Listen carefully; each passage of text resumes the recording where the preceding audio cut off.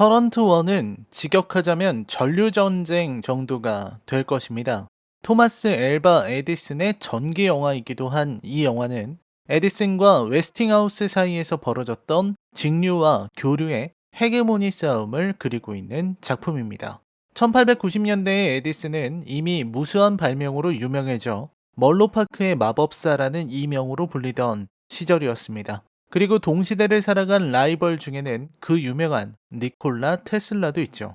19세기 말에 벌어진 싸움, 그야말로 현대를 만들어내기 위해 미래를 그리기 위해 경쟁했던 사람들의 이야기를 담았으니 재미가 없기 힘든 것이 사실입니다.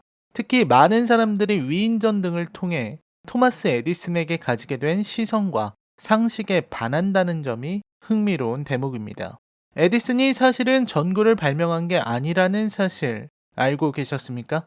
사실 에디슨이 발명했다고 알려진 발명품들 중에서 정작 에디슨이 최초로 발명한 물건들은 적고 대부분이 개량을 통해 상용화가 가능하게 만든 것들이라는 것은 알고 계셨나요?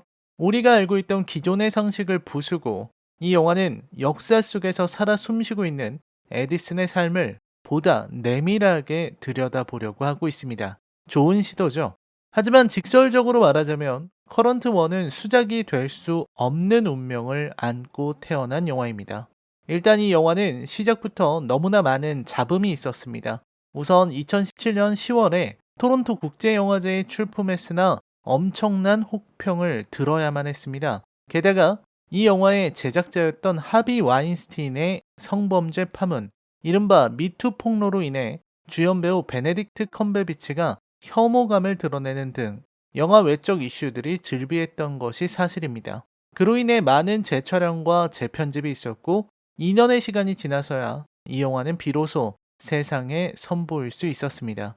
이렇게 많은 이슈와 재촬영과 길어진 재편집이 의미하는 것은 바로 완성도의 하락입니다. 이런 작품들은 영화의 전반적인 완성도, 짜임새 있는 구성, 부드럽고 정확한 편집이라는 측면에서 약점을 보이기 쉽습니다. 그리고 이번 영화 커런트 원은 그런 약점을 고스란히 드러낸 아쉬운 영화입니다. 물론 장점들은 있었습니다. 특정한 연출들은 나쁘지 않고 캐릭터들의 설정은 뚜렷했습니다. 직류와 교류라는 관객들이 다소 어려워할 수 있는 문제를 알기 쉽게 설명하고 넘어가는 부분들도 훌륭했습니다. 배우들의 연기도 좋았고 정정훈 촬영 감독도 역량을 잘 보여줬다고 생각합니다. 그럼에도 단점을 전부 가리지는 못합니다. 특히 이 영화의 홍보 포인트와 영화의 내용이 전혀 다른 것도 문제입니다. 포스터나 예고편만 보면 마치 인설이나 테슬라가 대단한 역할을 하는 것처럼 보여주고, 특히 테슬라는 웨스팅하우스보다도 역할이 많을 것처럼 홍보하고 있지만 정작 영화는 그런 내용이 너무 적거나 아예 없습니다. 전류전쟁을 이야기하다 지루함과 전쟁을 한 영화 커런트 워 리뷰입니다. 여러분, 이 앞으로는 치명적인 스포일러가 포함되어 있습니다. 감상에 주의하시길 바랍니다. 아울러 저는 철저한 비판을 목적으로 리뷰하고 있습니다. 그럼 시작하죠. 커런트 원은 토마스 에디슨, 사무엘 인설, 조지 웨스팅하우스, 니콜라 테슬라가 총 출동하는 영화입니다. 각기 매력적인 등장인물들이고 역사적으로도 이들이 발명, 과학, 비즈니스에서 남긴 업적이 대단하다 할 수 있죠. 하지만 영화에서 남긴 이미지는 희미합니다. 특히 인설과 테슬라가 그렇습니다. 저는 토론토에서 제한 상영한 버전을 보지 못했지만 들리는 소문으로는 토론토 버전이 조금 더 영화가 느리고 엔딩의 연출도 달랐다고 합니다. 하비 와인스틴의 하차와 토론토에서 당한 혹평으로 인해 재촬영과 재편집을 반복한 개봉판 커런트 원은 다소 긴박하고 빠른 편집, 때로는 뚝뚝 끊어지는 음악 덕분에 미완성품을 보는 것 같은 인상을 남기는 영화가 되었습니다. 그렇기 때문에 커런트 원은 전반적으로 어수선합니다. 배우들의 연기는 훌륭하고 이야기도 실화의 바탕을 두어 무게감이 있었음에도 불구하고 관객들을 차분하게 집중시키지 못한 채 스스로 허둥지둥 달리고 있다는 인상을 줍니다. 수많은 편집에 시달린 후유증인지 영화는 계속해서 한 곳에 집중하지 못하고 불안하게 초점을 연신 바꿔나가고 있습니다. 그래서 영화 중반 이후 관객들은 페이스가 흐트러집니다. 영화는 아랑곳하지 않고 뭐가 급한지 서두르고만 있는 거죠.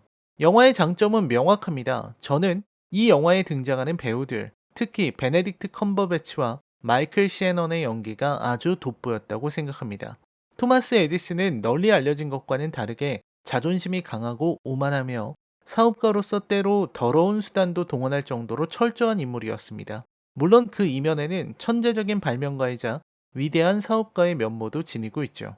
이러한 입체적인 캐릭터의 깊이를 드러내는 것은 쉽지 않은 일입니다. 컴버배치는 에디슨의 예민하고 자만심에 가득한 성격을 아주 섬세하게 묘사합니다.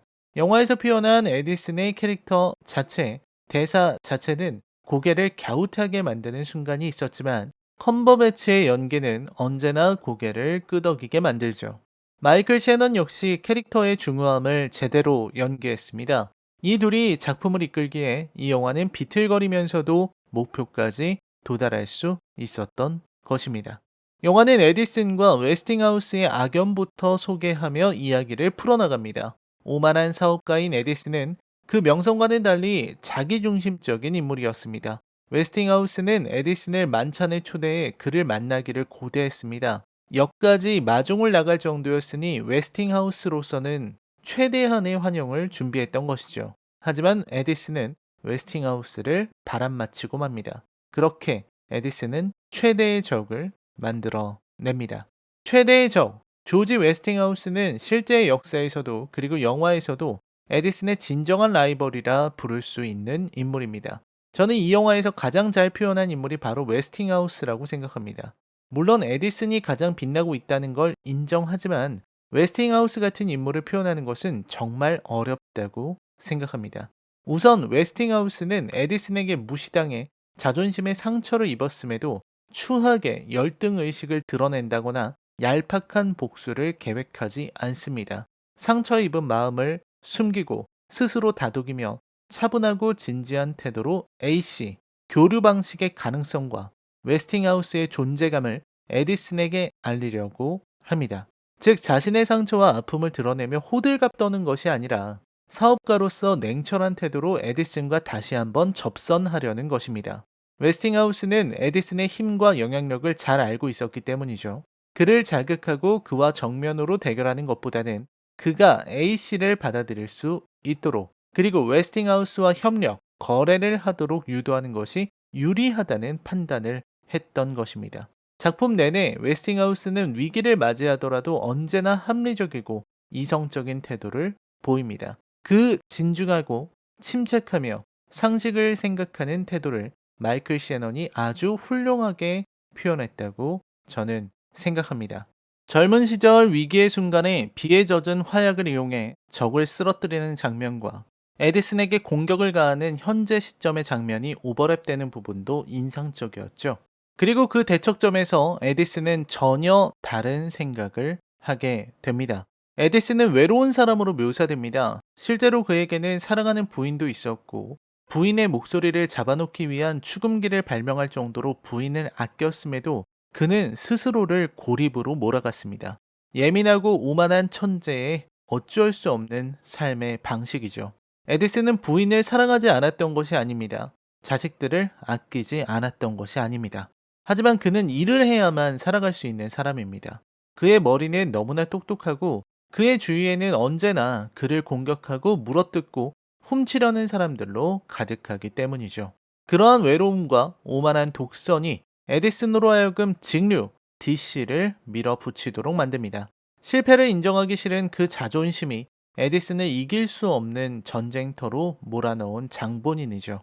에디슨은 웨스팅하우스의 A씨가 자신의 DC보다 더 효율적이며 비용 면에서 합리적이라는 것을 인정하고 싶지 않았습니다. 그렇기에 에디슨은 A씨의 치명적인 문제가 있기를 바랐습니다. 여기에서 중요한 건 에디슨은 A씨의 치명적인 결함이 있을 것이라 바라고 그것을 믿었다는 겁니다.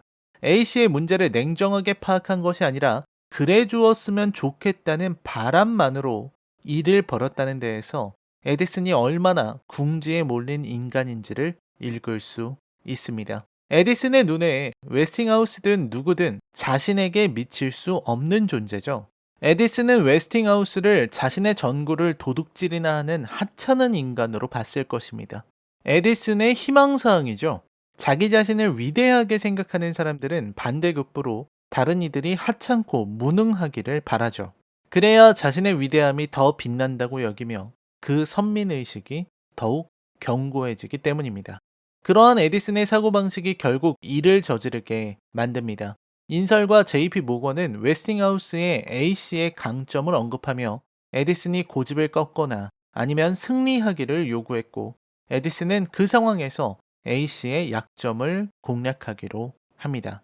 바로 교류는 위험하다는 인식을 퍼뜨리는 것이죠. A씨가 위험하다는 것을 보여주기 위해서 말과 닭을 전기로 도살하며 전국을 누비는 에디슨은 이미 광기에 가까운 모습을 보이고 있었습니다. 제발 사람이 죽었으면 좋겠다고 바라는 에디슨의 모습에서 우리는 마치 현대 정치인들이 욕망에 찬 자들이 상대가 몰락하길 바라고 상대에게 불리한 뉴스가 나오기를 바라는 그 더러움을 확인할 수 있죠. 그리고 그의 그런 집착은 결국 전기의자에 관여하는 파국으로 나아갑니다. 정부에서는 전기의 최고 권위자인 에디슨의 조언이 절실했고, 에디슨은 A씨와 웨스팅하우스를 공격하기 위해서 전기의자가 필요했습니다. 결국 그를 죽이는 것은 그의 명성이었습니다. 에디슨은 보내는 편지마다 burn, TAE 라는 문구로 마무리했지만 에디슨의 바람과는 달리 그 편지는 불태워지지 않았습니다. 에디슨이 너무나 유명했기 때문입니다. 다름 아닌 에디슨이 보낸 편지에게 보존할 가치와 이유가 충분했습니다. 그 결과 에디슨이 전기의자에 조언하고 전기의자를 만드는 데 공헌한 사실은 세상에 알려집니다. 이 영화 최고의 장면도 그와 동시에 펼쳐집니다. 테슬라를 얻은 웨스팅하우스는 시카고에서 열리는 박람회에서 승리할 것이라는 자신을 지니고 있었습니다. 에디슨은 JP 모건에 의해 쫓겨나고 인설이 대신 박람회 출품을 위해 나서기도 하지만 결국 웨스팅하우스가 시카고에서 그 화려한 전기의 시대를 열게 됩니다. 공식적으로 A씨의 승리가 결정되던 박람회의 한쪽에서는 전기의자 사형이 시연되고 있었습니다. 한쪽에서는 전기와 전구로 새로운 시대를 밝게 비추고 다른 한쪽에서는 전기의자로 사람을 죽이는 장면이 교차 편집되는 장면들은 가히 최고의 순간입니다. 그리고 그 전구도 전기의자도 모두 한 사람, 에디슨의 것이었다는 게 관건이죠. 물론 전기의자는 조언만 한 것이고 전구는 어쩌면 다른 사람의 특허를 뺏은 것이나 다름없지만 에디슨을 죽인 것은 명성이지만 에디슨을 살려낸 것도 그의 명성입니다. 재판장에서 그는 재판관마저 대놓고 존경심을 표하고 그의 담배에 불을 붙여주는 일을 자청할 정도의 명망 있는 모습을 보여줍니다. 누구도 웨스팅하우스를 알지 못하지만 사람들은 에디슨에게 사인을 받지 못해 안달합니다. 그러한 그의 명성은 결국 그를 역사의 승리자로 만들어 줍니다. 웨스팅하우스가 그 대단한 업적과 전류전쟁의 승리로 얻게 된 상이 에디슨 메달이었다는 것은 넘을 수 없는 에디슨의 명성과 언론 플레이의 힘을 느끼게 하죠. 그럼에도 불구하고 이 영화의 단점은 너무나 큽니다. 우선 편집이 지나치게 급하고 빠릅니다. 중반부터는 편집이 어수선해서 집중력을 잃어버리게 됩니다. 음악도 중간에 끊기는 부분이 있고 몇몇 연출들은 따로 놀고 있습니다. 에디슨 아들이 모스부호로 의사를 전달하는 연출은 큰 의미가 없었고 아내의 죽음 이후 아이들과 함께 침대에서 모스부호로 두드리는 장면도 그저 한 장면의 연출에서 끝날 뿐 연속성을 지니지 못합니다. 마지막 장면에서 천하태평을 적는 동양인의 모습도 의아하고 불필요하게 느껴지기만 합니다. 이러다 보니 마치 좋은 장면들을 조각조각 모아서 붙여버린 기괴한 작품을 보는 것 같습니다. 게다가 인설 역할의 톰 홀랜드는 너무나 역할이 작은 데다 애초에 그리 어울리는 배역도 아닙니다. 실제로 사업가이기도 했던 사무엘 인설의 그 어떤 특징도 드러나지 못했고 인설 역할로 수염을 기르고 다니기에는 톰 홀랜드의 나이가 너무 어립니다. 마찬가지 니콜라 테슬라 역시 평면적인 역할만 하고 끝내고 있습니다. 모두 안타까운 장면들입니다. 너무나 흥미로운 소재를 가지고 만든 영화이지만 이 영화는 그 자체로 완성도를 갖추지 못했습니다. 중반 이후로는 아무리 빠르게 편집을 해도 지루하기만 할 뿐입니다. 주제의식도 전부 등장인물의 대사로만 전달하는 부분도 좋지 않았습니다. 1890년대 미래 전기에 패권을 놓고 싸우는 싸움임에도 그 무게감을 전달하는 것에 실패했다고 저는 생각합니다. 오히려 이 영화에서 눈길을 끄는 것은 영화 외적인 부분들입니다. 정정훈 촬영 감독이 찍은 영화들에서 느껴지는 고유의 이미지가 반갑게 다가옵니다. 특히 베네딕트 컴버배치가 2017년 당시 하비 와인스틴을 두고 뱉은 말들은 그가 연기력과 외모뿐 아니라 흔치 않은 용기를 갖춘 사람임을 확인하게 만듭니다. 고통받은 동료들을 위해 기꺼이 분노할 줄 안다는 것은 일견 쉬워 보이지만 막상 실제로 행할 수 있는 사람들은 결코 많지 않다고 생각합니다. 한 시대를 치열하게 살아간 에디슨의 인간적인 면을 살펴볼 수 있는 영화 커런트 워에 대한 제 평점은 10점 만점에 5점입니다. 좋은 영화고 저는 이 영화의 연기를 좋아하지만 결국 작품으로서의 헐거운 결합을 극복하지는 못했다고 생각합니다. 에디슨이라는 유명인을 등장시켜 놓고도 그 많은 재촬영으로도 이 정도라면 미국 개봉에서도 호평을 받기는 어려울 것 같습니다. 그래도 이 정도면 호평을 받을 영화까지는 아니라고 생각합니다. 괜찮은 장면들이 계속 뇌리에 남을 것 같거든요. 라이너의 컬처 쇼크 영화 리뷰는 계속됩니다. 저는 여러분의 댓글을 모두 읽고 있습니다. 댓글 부탁드립니다. 저는 다음 리뷰에서 뵙겠습니다. 시청해주셔서 감사합니다. 안녕히 계십시오.